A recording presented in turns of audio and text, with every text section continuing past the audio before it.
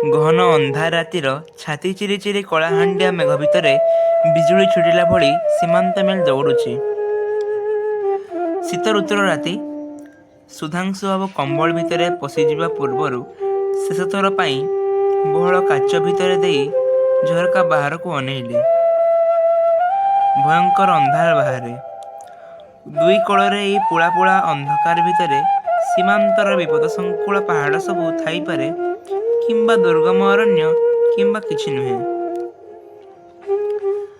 ଗୁମ୍ଫା ଭିତରେ ସଶସ୍ତ୍ର ସୁସଜ୍ଜିତ ଭାବରେ ବସି ପାହାଡ଼ ତଳିର ଏହି ଏକାନ୍ତ ନିର୍ଜନ ରେଳପଥକୁ ନିଘା ରଖି ହେଉ, ନିବିଡ଼ ଅରଣ୍ୟ ଭିତରେ ତୀର ବନ୍ଧୁକ ଧରି ଟ୍ରେନ୍‌ର ଶବ୍ଦ ଅପେକ୍ଷାରେ ହେଉ, ଅଥବା ଧୂ ଧୂ ପ୍ରାନ୍ତର ଭିତରେ ନିଆଁ ଜାଳି ତା ଚାରିପଟେ ବସି ଟ୍ରେନ୍‌ର ଆଲୁଅ ଆଡ଼କୁ ଅନାଇ ରହି ହେଉ, ଆକସ୍ମିକ ଭାବରେ ଦଳ ଦଳ ଭୟଙ୍କର ଡକାୟତ ଏହିସବୁ ଅଞ୍ଚଳରେ ଟ୍ରେନ୍ ଉପରେ ଚଢ଼ାଉ କରିବାର ଅନେକ ସମ୍ବାଦ ସୁଧାଂଶୁବାବୁ ଖବରକାଗଜରେ ପଢ଼ିଛନ୍ତି। ପ୍ରଥମ ଶ୍ରେଣୀର ଡବା, ତହିଁରେ ଏକୁଟିଆ ସୁଧାଂଶୁବାବୁ। ହଠାତ୍ ତାଙ୍କର ମନେହେଲା, ଏଇ ରାସ୍ତାରେ ଥାର୍ଡ କ୍ଲାସ୍‌ଟା ହିଁ ସବୁଠୁ ନିରାପଦ। ମନେ ହେଉ ହେଉ କ୍ରମେ ତାଙ୍କର ବଦ୍ଧମୂଳ ଧାରଣା ହେଲା ଯେ ସେ ଜୀବନରେ ଏତେ ପ୍ରଚଣ୍ଡ ଭୁଲ ଆଉ କେବେ କରିନଥିବେ। କମ୍ବଳ ଭିତରେ ଏଇ ଅସମ୍ଭବ ଥଣ୍ଡା କାଲୁବାଲୁ ରାତିରେ ସେ ଏକ ପ୍ରକାର ଗରମ ଅନୁଭବ କରି ଉଠି ବସିଲେ ଏବଂ ବଡ଼ ଆଲୁଅଟିର ସୁଇଚ୍ ବନ୍ଦ କରିଦେଇ ସବୁଜ ଆଲୁଅ ଜଳାଇଲେ। ଇଚ୍ଛା ହେଉଛି ଝରକା ଖୋଲି ଚତୁର୍ଦ୍ଦିଗର ଅବସ୍ଥା ଟିକିଏ ପର୍ଯ୍ୟବେକ୍ଷଣ କରି ନିଅନ୍ତେ। ବାଥରୁ ଓହ୍ଲାଇ ସେ ଝରକା ଯାଏ ଆସିଲେ ମଧ୍ୟ। ଏତିକିବେଳେ କିନ୍ତୁ ତାଙ୍କର ଧାରଣା ହେଲା ଯେ ଯିମିତି ରହସ୍ୟମୟ ଛାୟାମୂର୍ତ୍ତିଟିଏ ଝରକା ସେପଟେ ଅହଳି ରହି ଗର୍ତ୍ତି କରୁଛି। ପ୍ରଥମେ ଛାତିରେ ଚାଉଁକିନା ଲାଗିଲା ଓ ସେ ଘୁଞ୍ଚି ଆସିଲେ। ସଙ୍ଗେ ସଙ୍ଗେ ମୂର୍ତ୍ତିଟା ମଧ୍ୟ ସେପାରିରୁ ଘୁଞ୍ଚିଗଲା। ଏଥର ସୁଧାଂଶୁବାବୁ ମୁହୂର୍ତ୍ତକ ଭିତରେ ବୁଝିପାରିଲେ ନିହାତି ତାଙ୍କର ଦେଖିବାର ଭୁଲ। ସବୁଜ କାଚ ଉପରେ ତାହା ତାଙ୍କରି ଅସ୍ପଷ୍ଟ ପ୍ରତିବିମ୍ବ। ଯାହା ହେଉ, ପ୍ରଥମ ଶ୍ରେଣୀରେ ଆସିବାର ଯେଉଁ ମୌଳିକ ଭୁଲ ସେ କରିଛନ୍ତି, ବର୍ତ୍ତମାନ ସେ ଭୁଲ ସୁଧାରିବାର ଉପାୟ ନାହିଁ। ଅବଶ୍ୟ ଚେନ୍ ଟାଣି ଟ୍ରେନ୍ ବନ୍ଦ କରି ଦିଆଯାଇପାରେ, କିନ୍ତୁ ଏଇ ମାରାତ୍ମକ ଧାରଣା ତାଙ୍କ ଭିତରେ ଉଦୟ ହେବା ମାତ୍ରେ ସେ ନିଜେ ଏଥିରେ ସ୍ଥିର ହୋଇ ଉଠିଲେ। କାରଣ ଏଇ ଦୁର୍ଗମ ପଥର ଦୁଇ କଡ଼ରେ ଯଦି ପ୍ରସ୍ତୁତ ହୋଇ ବସିଥିବା ଡକାୟତ ବାହିନୀ ଗୋଟାଏ ମୁହୂର୍ତ୍ତରେ ସାରା ଟ୍ରେନ୍ ଭିତରେ ଯେଉଁ ପ୍ରଳୟଙ୍କରୀ ଉତ୍ପାତ ଘଟିଯିବ, ତାର ପଥ କ'ଣ ତାଙ୍କରି ଦ୍ୱାରା ଉନ୍ମୁକ୍ତ ହେବ? ଝରକା ସେପାରିକୁ ଦୃଷ୍ଟି ଦେବାର ଆଉ ପ୍ରୟୋଜନ ନାହିଁ ବୋଲି ସିଦ୍ଧାନ୍ତ କରି ସେ ବିଛଣା ଉପରକୁ ଲେଉଟି ଯାଉଥିଲେ। ଠିକ୍ ସେତିକିବେଳେ ସବୁଜ ଆଲୁଅଟି ମୁହୂର୍ତ୍ତକ ପାଇଁ ଲିଭିଯାଇ ପୁଣି ଜଳି ଉଠିଲା। ତଟସ୍ଥ ହୋଇ ରହିଗଲେ ସୁଧାଂଶୁବାବୁ। ତାଙ୍କୁ ଭୟ ଦେଖାଇବା ପାଇଁ କାହାର ଏତେ ଆଗ୍ରହ? ଠିକ୍ ସେ ବିଛଣାକୁ ଯିବା ମୁହୂର୍ତ୍ତରେ ଏମିତି ଦୁର୍ଘଟଣା ଘଟିଗଲା କାହିଁକି ବା? ଡକାୟତ ଆଲୁଅ ଲିଭାଇ ଜଳାଇବା ଖେଳରେ ଡକାୟତର କେଉଁ ଲାଭ? ଅବଶ୍ୟ ଏହି ଅଞ୍ଚଳରେ ଡକାୟତମାନେ ବଡ଼ ରହସ୍ୟମୟ। ନାନା ଉପାୟରେ ଗାଡ଼ି ବନ୍ଦ କରିଦେଇ ବିଜୁଳି ବେଗରେ ତହିଁ ଉପରେ ଝାମ୍ପ ଦେଇ ପଡ଼ନ୍ତି। ଭୟାର୍ତ୍ତ କୋଳାହଳ, ମାରାତ୍ମକ ଅଟ୍ଟହାସ୍ୟ, ରିଭଲଭର, ବନ୍ଧୁକ ଏବଂ ହାତବୋମାର ଗୁଡୁମ୍ ଗୁଡୁମ୍ ଶବ୍ଦରେ ଜନମାନବ ବସତିବିହୀନ ଅରଣ୍ୟ ପର୍ବତର ଏହି ରାଜ୍ୟ କେଇ ମୁହୂର୍ତ୍ତ ଯାଏ କମ୍ପିତ ହୁଏ। ଆଲୁଅ ପୁଣି ଲିଭି ଜଳିଲା।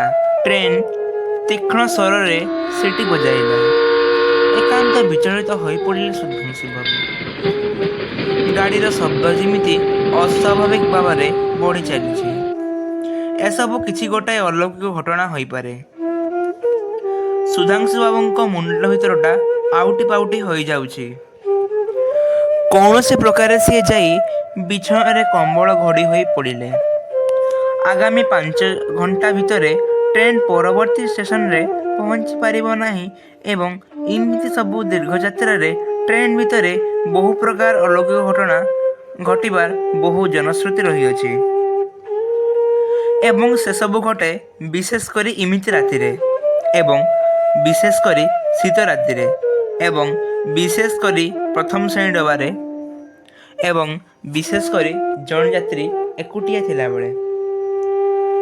ସୁଧାଂଶୁବାବୁଙ୍କର ମନେ ପଡ଼ିଲା, ତାଙ୍କର ପରଲୋକଗତ ବୃଦ୍ଧ ଅଧ୍ୟାପକ ବାଟଲାର ଅନେକ ସମୟରେ ଗପୁଥିଲେ ଉତ୍ତର ଇଂଲଣ୍ଡର କୌଣସି ଏକ ରେଳପଥରେ ଦିନେ ରାତିରେ ଏକୁଟିଆ ଏକ ଡବାରେ ଶୋଇ ଯାଉଥିଲା ବେଳେ ତାଙ୍କ ମାମୁଁ ଅଧ୍ୟାପକ ଜନସନ ହଠାତ୍ କମ୍ବଳରୁ ମୁହଁ କାଢ଼ି ଦେଖିଲେ ଚଳନ୍ତା ଟ୍ରେନକୁ ଉଠି ଆରପାଖ ବାଥରେ କେତେବେଳେ ଜଣେ ମେମସାହେବ ଆସି ହି ହି ହସୁଛନ୍ତି।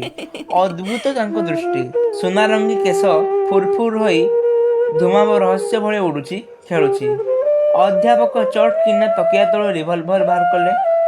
ରିଭଲଭର ବାଗେଇ ଧରି ଦେଖନ୍ତି ତ ମ୍ୟାମ୍ଟି ଅନ୍ୟ ବାଥରୁ ଉଠି ଆସି ତାଙ୍କରି ଉପରେ ହାମୁଡ଼ି ପଡ଼ି ତାଙ୍କୁ ଚୁମା ଦେବାକୁ ଯାଉଛନ୍ତି।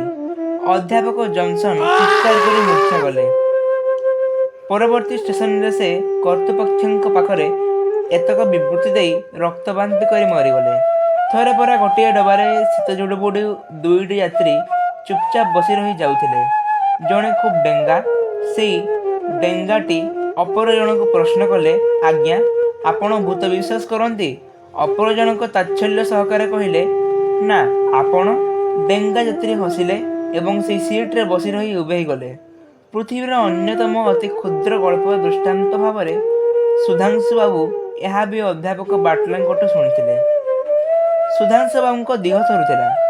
ଏଇ କମ୍ପ ସହ ଏ ପାର୍ବତ୍ୟ ଶୀତର କିଛି ସମ୍ପର୍କ ନାହିଁ ବୋଲି ସେ ମର୍ମେ ମର୍ମେ ଅନୁଭବ କରିଥିଲେ ଏବଂ ତେଣୁ ଉଠିପଡ଼ି ଥରେ ବଡ଼ ଲାଇଟ୍ ଜଳାଇଲେ।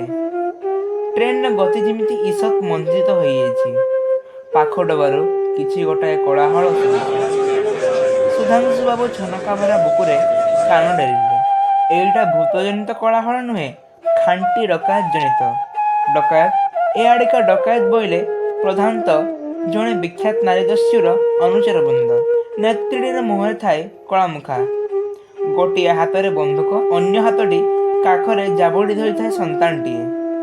ପ୍ରାଚୀନ ରୂପକଥାର ରୋମାଞ୍ଚକର ନାୟିକା ପରି ଏହାଙ୍କ ଆଶ୍ଚର୍ଯ୍ୟ ବିବରଣୀ ସବୁ ଥରେ ଥରେ ଖବରକାଗଜମାନଙ୍କରେ ଚାଞ୍ଚଲ୍ୟକର ଆକର୍ଷଣ ସୃଷ୍ଟି କରେ। କୋଳାହଳ ଯେମିତି ଏକତାନରେ ଚାଲିଥିଲା ଭଳି ଲାଗୁଛି। ସୁଧାଂଶୁବାବୁ ବୁଦ୍ଧି ପାଞ୍ଚିଲେ। ଆଲୁଅତକ ଲିଭାଇ ଦେଲେ ଦସ୍ୟୁ ଦଳ ଏ ଡବାରେ କେହି ଅଛି ବୋଲି ମନେ କରିବାର ଅବକାଶ ପାଇବେ ନାହିଁ। ଅତଏବ ସେ ଆଲୁଅ ଲିଭାଇ ଦେଇ ପୁଣି ଯାଇ ଶୋଇପଡ଼ିଲେ। କିନ୍ତୁ ଏ ଅନ୍ଧାର ଭିତରେ ଯେମିତି ସେହି ଦସ୍ୟୁ ନାୟିକାଟିର ପ୍ରତିମୂର୍ତ୍ତି ତାଙ୍କ ଆଖିରେ ଅଧିକ ସ୍ପଷ୍ଟ ହୋଇ ଫୁଟି ଉଠିଲା। ଯଦି ଦୈବାତ୍ ସେମାନେ ଏହାକୁ ଖାଲି ଡବା ଭାବି ଏହା ଭିତରେ ରହି କର୍ତ୍ତୃପକ୍ଷଙ୍କ ସାଙ୍ଗରେ ଲଢ଼େଇ କରିବା ସୁବିଧା ହେବ ବୋଲି ମନେକରି ପଶି ଆସନ୍ତି ଏବଂ ସୁଇଚ୍ ଅନ୍ କରିଦିଅନ୍ତି, ତେବେ କମ୍ବଳ ଭିତରେ ଥରହର ସୁଧାଂଶୁବାବୁଙ୍କ ପ୍ରତି ସେମାନଙ୍କର ମନୋଭାବ କ'ଣ ହେବ? ଉପସ୍ଥିତ ବୁଦ୍ଧି ପୁଣି ଥରେ ବିଜୁଳି ଭଳି ମୁଣ୍ଡ ଭିତରେ ଖେଳିଗଲା। ସୁଧାଂଶୁବାବୁ ଧୀରେ ଧୀରେ କମ୍ବଳ କାଢ଼ି ଉଠିଲେ।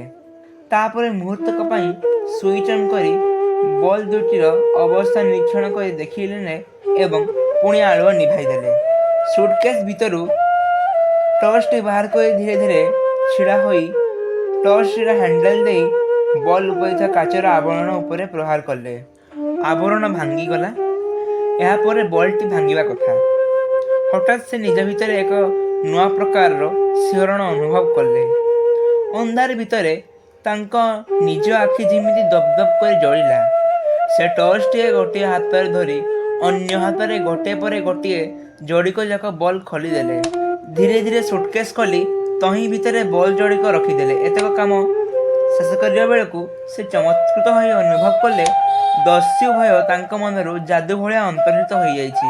ଗୋଟାଏ ମୁହୂର୍ତ୍ତରେ ସେ ସେହି ଦୁର୍ଗମ ଭୟାବହ ସୀମାନ୍ତ ଅଞ୍ଚଳର ରହସ୍ୟମୟ ଦୁର୍ଦ୍ଧର୍ଷ ଦସ୍ୟୁ ସମ୍ପ୍ରଦାୟ ସହ ନିଜକୁ ସାମିଲ କରି ଅନନୁଭୂତ ଶିହରଣ ଏବଂ ସେମାନଙ୍କ ପ୍ରତି ଭ୍ରାତୃତ୍ୱମୂଳକ ପ୍ରେମ ଅନୁଭବ କଲେ। ନିଶ୍ଚିନ୍ତରେ ସେ ଏଥର କମ୍ବଳ ଘୋଡ଼ି ହୋଇ ନିଦ୍ରା ଗଲେ।